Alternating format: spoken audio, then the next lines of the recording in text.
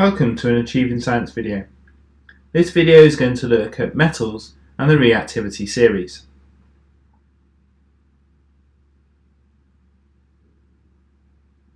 First of all, a metal plus oxygen. This reaction is an oxidation reaction, where the metal gains oxygen. In this reaction, a metal reacts with oxygen to form a metal oxide, and this can be summarized in a word equation.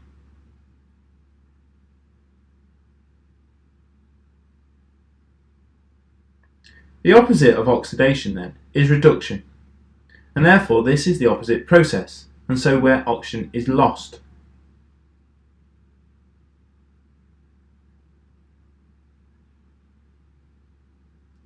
Metals can also be seen to react with water. When metal atoms react, they lose electrons, and they form positive ions, because you've got to remember that electrons are negatively charged. And therefore, if they are lost, they leave behind positive ions. Now, the greater the tendency of a metal to lose electrons and form these ions, the more reactive the metal is.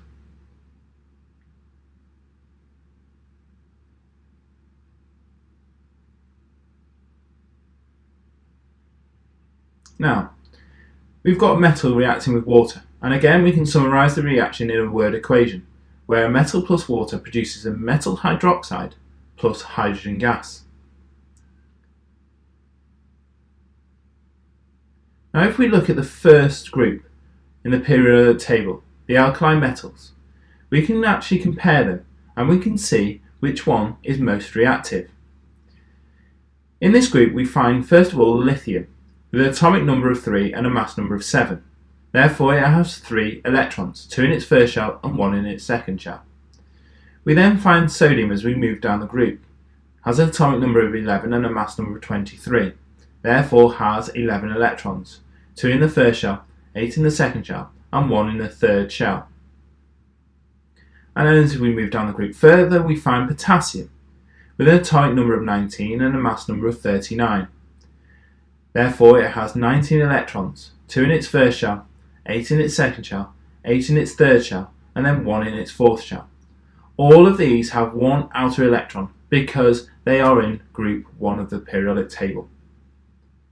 Now, potassium is found to easily lose electrons and form ions, and therefore is the most reactive of these 3 elements.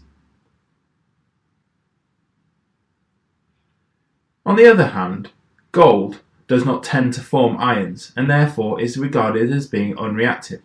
This is why it's used for jewellery.